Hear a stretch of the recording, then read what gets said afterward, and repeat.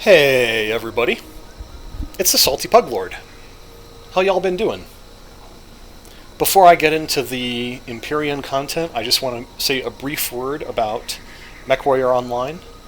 I am skilling up a Rifleman 3N build, and that build video will appear when the skill tree is complete, but it's not there yet, and I will put it up as soon as I can. But let's talk about Empyrion, shall we? It's become, well, first of all, let's address the elephant right in front of us, right?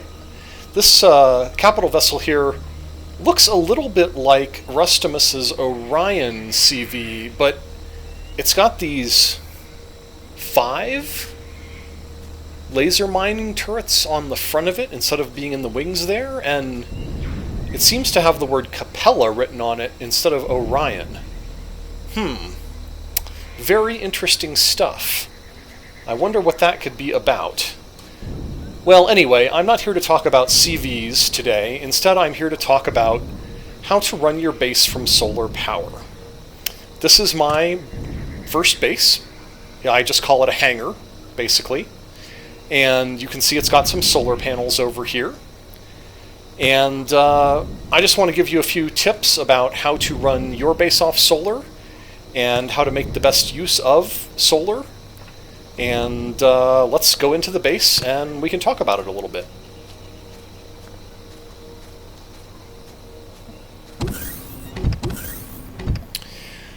So, if you want to run your base off solar power, there's kind of a 3-step system that you may want to, a 3-step procedure that you may want to go through to sort of maximize the utility of solar power. The first thing you have to do is, of course, build your base and put up the solar panels. And it may be instructive to look at the way I've done it here. So if you're looking at my mini-map in the upper right, you can see that the base more or less is on a north-south axis. And the solar panels are more or less pointing sort of westish and eastish. Also, there's my solar capacitor right there. In this design, this was built in Alpha 8.1, and you wouldn't do you any good to put more than one solar capacitor in. In 8.2, you're allowed to put more than one solar capacitor in, and the energy storage of multiple capacitors, adds up. But my point here is merely to say, when you set up your solar panels, you may want to decide which way of facing them is the optimal way and build them accordingly. So once you've built your base and once you've put down your solar panels, what I would recommend you do is you just spend about, 3 day-night cycles of letting your base run as it normally does. And once you have let your base run normally for 3 days and 3 nights, go inside the base and then type the P key to get the base control panel up. Now what you want to do from here is you want to go to the statistics page. So you can see right here we have this solar, current output, and average output. Because the sun is going down, my solar panels are making less and less energy. If the sun were coming up, that current output number would be going up because the solar panels are making more and more energy as the sun shines on them more and more as the sun rises. Nevertheless, the important number here is not so much what the current output is, but what the average output of your solar panels is. If you have let your base run normally for 3 days and 3 nights, then this average output number should be a pretty good gauge of how much energy you get from your solar panels on average over the course of the average day-night cycle. So essentially, this is how much energy our solar panels are making for us over the course of the average day-night. Our goal when we make a solar-powered base is to make the base run off that much energy or perhaps even a little bit less.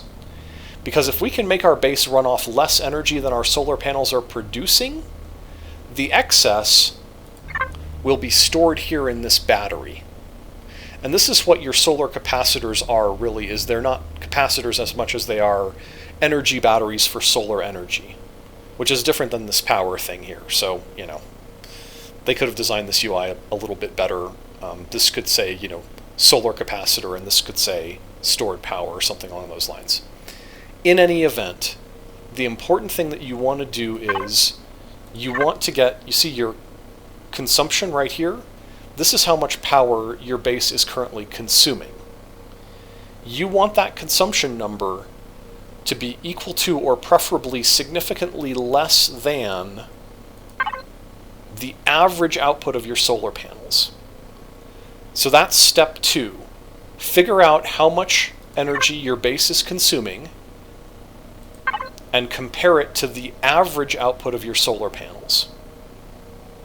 So right now you can see the base is consuming 146 kilowatts, which is less than our average output of 191 kilowatts from the solar panels. So in total there's about, what, like 45 kilowatts extra? So that extra 45 kilowatts that the base isn't using will be going into this battery and charging up this battery so that you can then use it later. Alright. Now, another thing that you probably want to do is when you look at your base statistics, you're probably going to notice that your consumption of power is a whole lot more than the average output of your solar panels. The best way to reduce your consumption is just to turn things off. And the best things to turn off are the things that eat the most power. Now, if you want to know what uses power, like let's say, here's my constructor. You can tell it's on because of the blue lights right there. If I go up to this and I put the cursor on it so the cursor turns yellow, I can hit P to get the base control panel. I can click on Devices, and you can see that right here in the list of devices, because I put the crosshair over it, it is showing me that advanced constructor. Now, once you have this advanced constructor showing in your control panel, you can look right here at this energy in 300 kilowatts. So I have an average production of 191 kilowatts, but this advanced constructor is consuming 300 kilowatts all the time, even when it's not constructing things. So this is a prime candidate for something to turn off. And of course you can go up here and just turn it off. And if we go back and look at our consumption, now look how much our consumption has crashed. We were consuming 191 kilowatts, now we're only consuming 101 kilowatts. So we've saved a lot of energy. Oops, should have deleted that before I started the video. Okay, so you can go around your base, you can look at various things, you can see how much energy they take. Like, you wonder how much energy the storage box takes? Just go up to it, put your cursor on it, hit P, go to Devices, it says there's your cargo box. This is taking 1 kilowatt of energy. And on average, my solar panels generate 191 kilowatts. So I'm getting 191 kilowatts in, and I'm spending 1 kilowatt on this box. I kind of have a feeling the box is not the problem.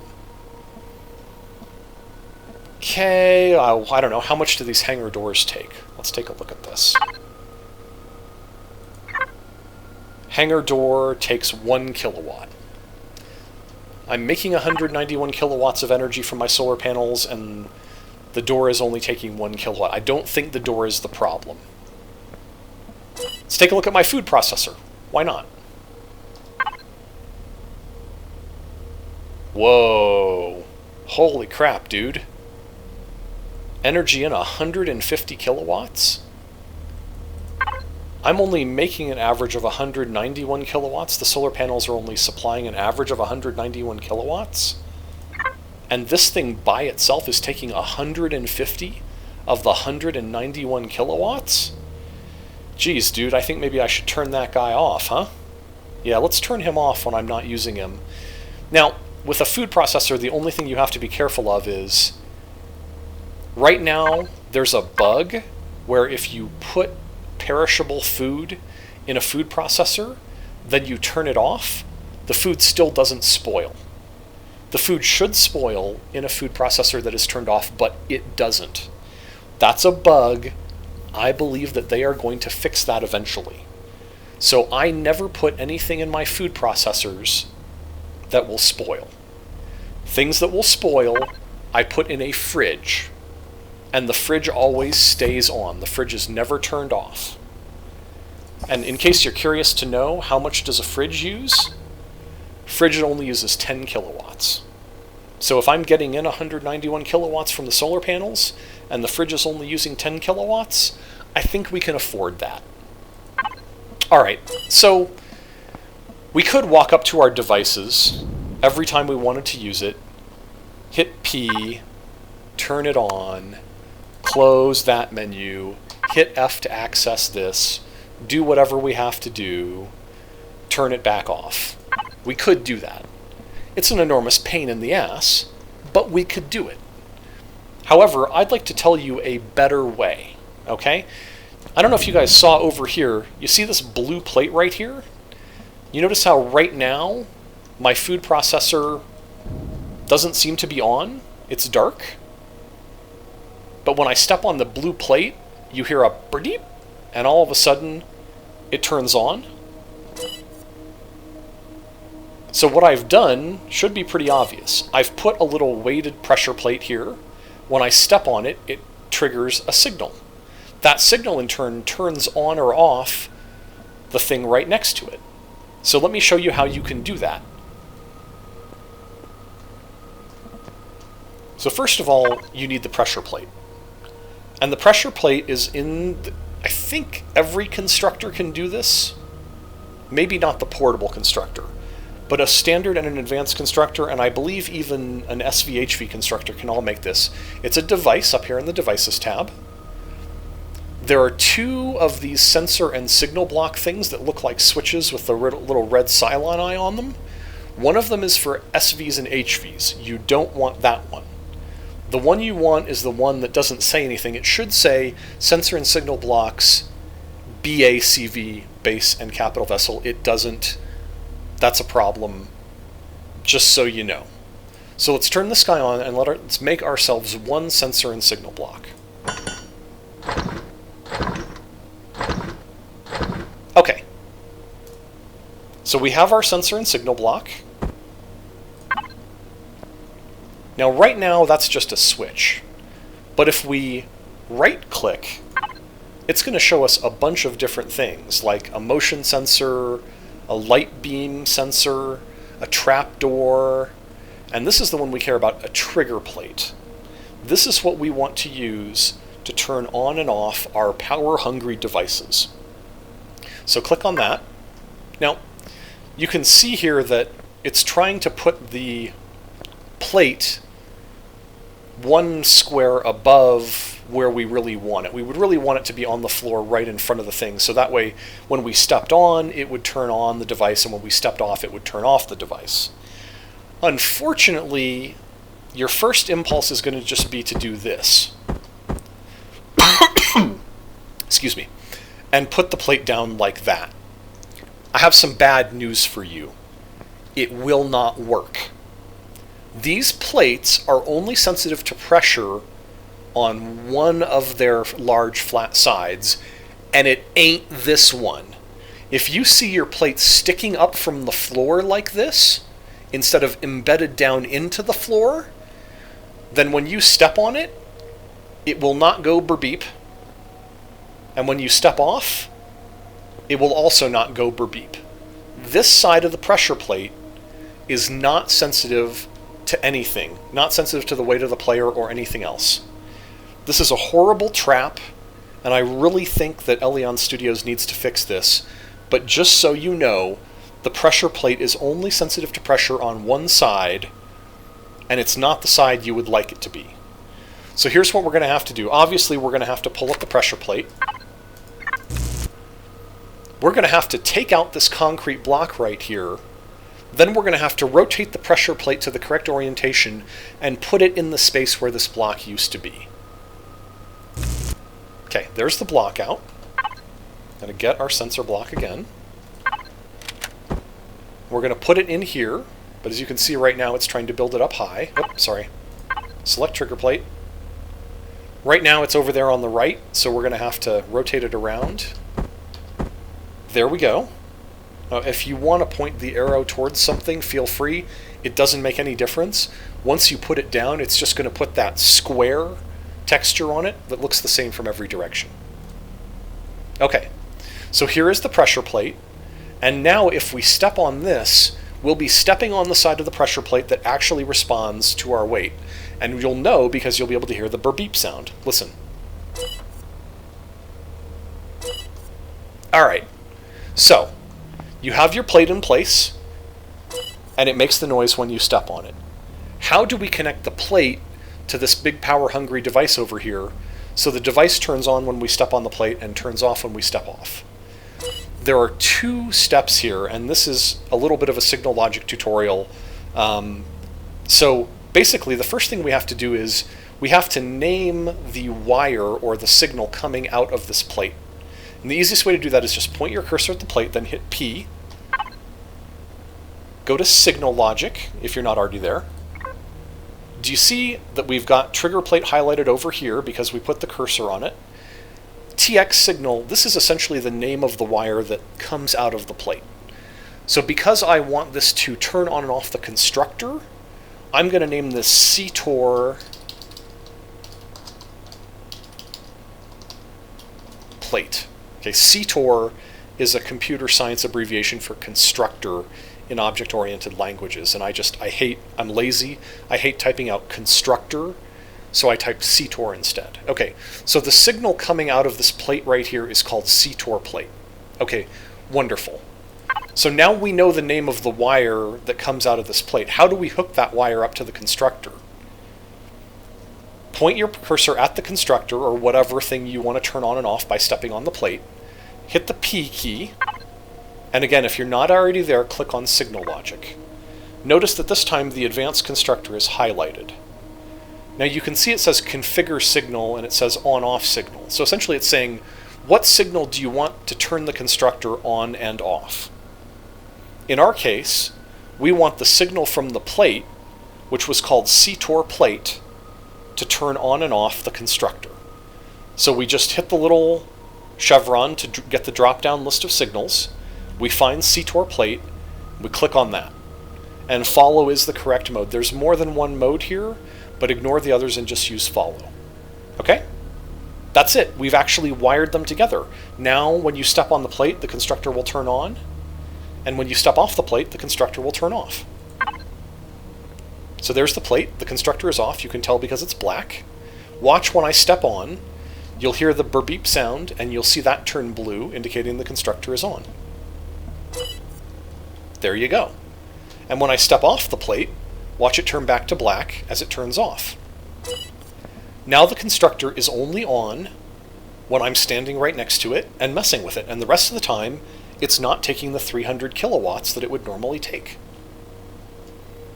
You can apply this same idea to all of your power-hungry devices.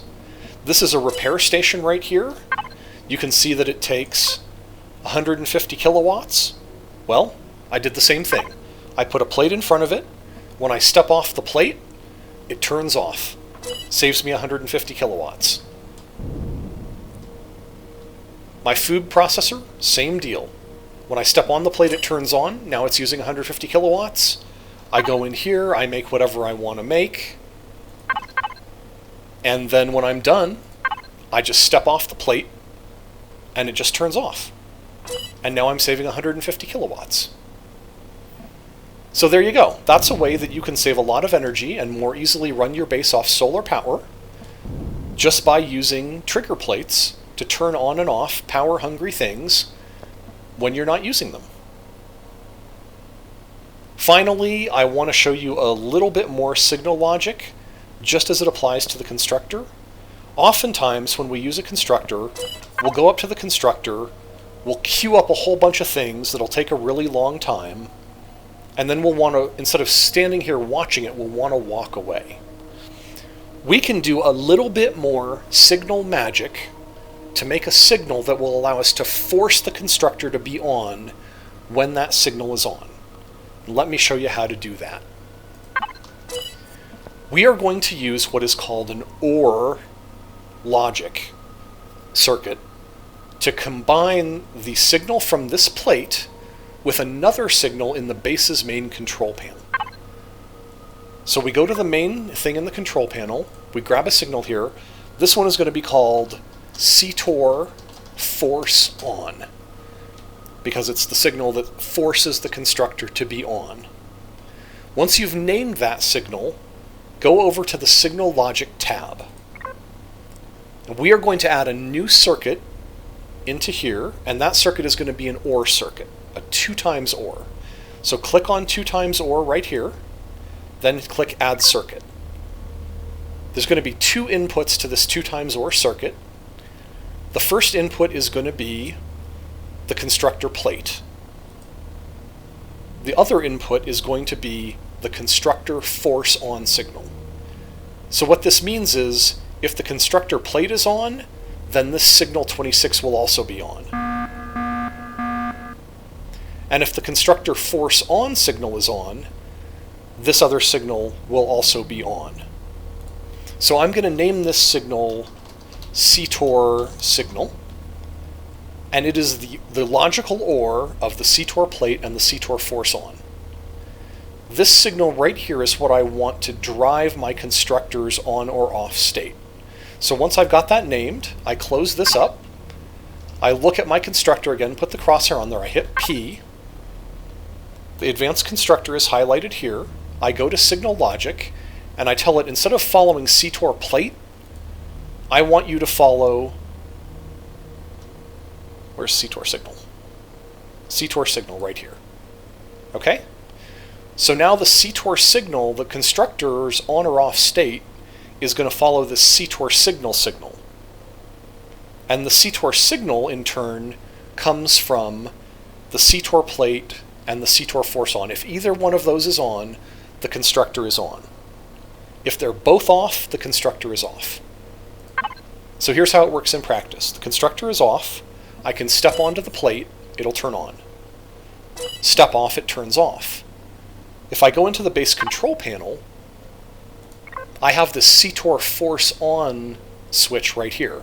If I switch that on, watch what happens over here. Switch on the CTOR force on, boom, the constructor is on. And it stays on regardless of how I may step on or off this pressure plate. So this is an easy way to leave your constructors on when you want them to stay on. You just have to be smart enough to remember to come over here and turn this off when you don't want the constructor running.